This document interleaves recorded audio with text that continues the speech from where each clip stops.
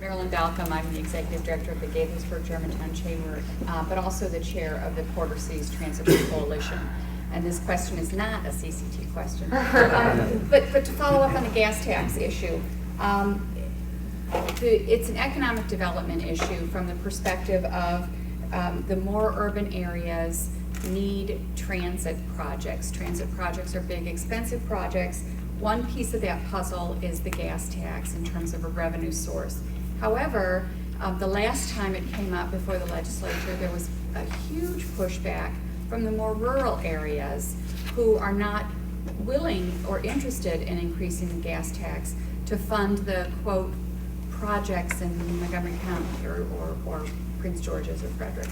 So how, from the state's perspective and from an advocacy perspective from the business community, how do we get past that issue of an us versus them when it comes to the gas tax? There were actually, the gas tax I think was last raised in 92, early 90s. And it's come up, we had a funding package, transportation funding package in 2004, which did not include the gas tax, but it doubled registration fees, and there were some other elements to it as well.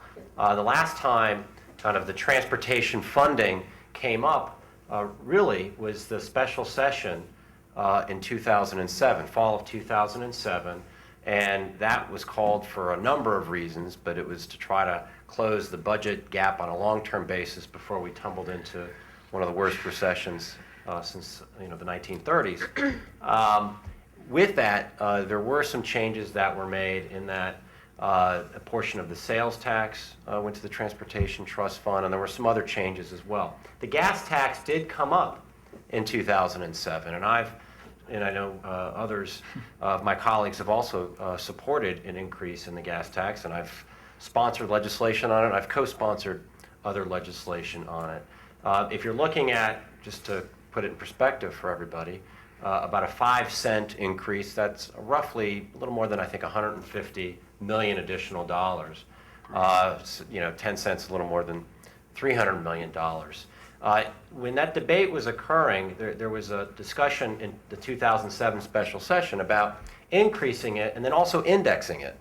So that way we won't have to come back every decade or so, because it would have an automatic inflation adjuster that would be built in each year. So then the revenue would increase based on inflation, some inflation adjuster.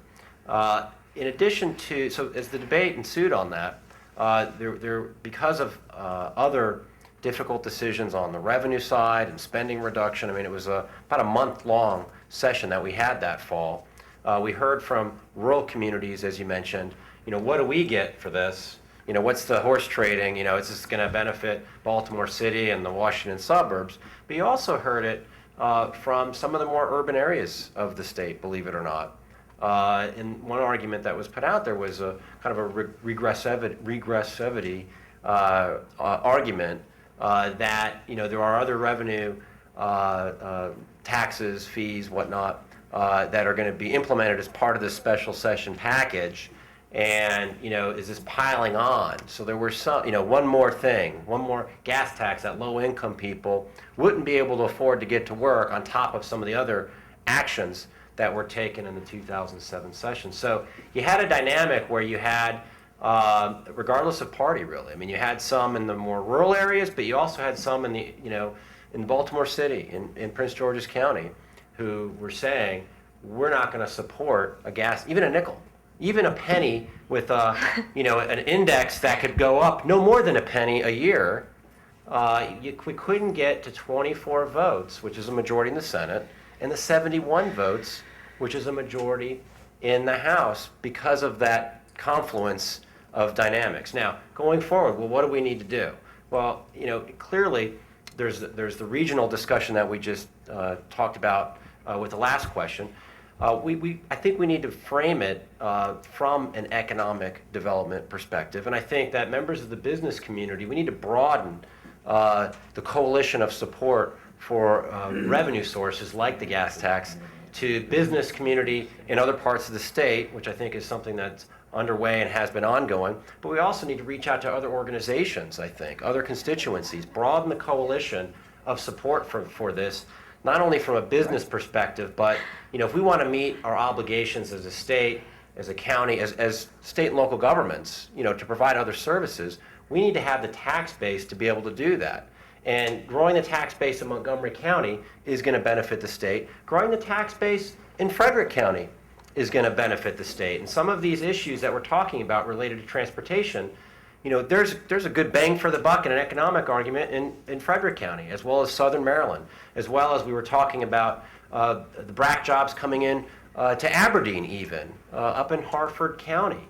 There's going to be incredible opportunities for economic development there and getting buy-in from those communities, as well as some of the things going on in Baltimore City. So we need to broaden the coalition of support, and my hope is that the iron is hot and we're going to be able to strike very soon to try to bring in, whether it's the gas tax and or other revenue sources, because we're going to need a critical infusion of dollars to meet some of these needs that are ready to move forward, ready to go, so to speak. Thank you. That's awesome. Lisa, do you have something to say? Yeah, I do think the coalition is pretty broad. The gas tax may be the only thing the environmental community, the business community, the labor community sort of agree on. I think legislators would be the advocacy group that we don't have, certainly in Montgomery County, we have near unanimity in support of a gas tax increase, but I think you're absolutely right. I do think the inflation adjustment is critical because the construction cost index, I'm sure Beverly can give you some numbers, but since 1992, the cost of construction has gone up in a huge way, and the legislature, again, did make a policy decision at some point that, they wanted the control over raising the gas tax, which also means having to take a tough vote. And essentially we've opted out of that for the last 20 years. So I actually, I think one of the things I struggle with now is that even if you do raise 10 cents and you leverage $300 million, it's still a dent, really. It's really still a pretty small dent, especially as you talk about these mega projects. So I do think getting everyone on board to strike while the iron's hot, obviously elections and politics do play a role in some of this. And so I'm hoping that the needs are great enough. I think there's enough of a sense of urgency around the state that we can get there. And I also do think, to some extent, and Rob's more talented at this than I am, but horse trading plays a role in this. Rural legislators do have to have some assurances that their projects are going to be funded as a part of this process. And so the political reality is, I think horse trading has got to be a part of that, and that is how you, go get some of those votes.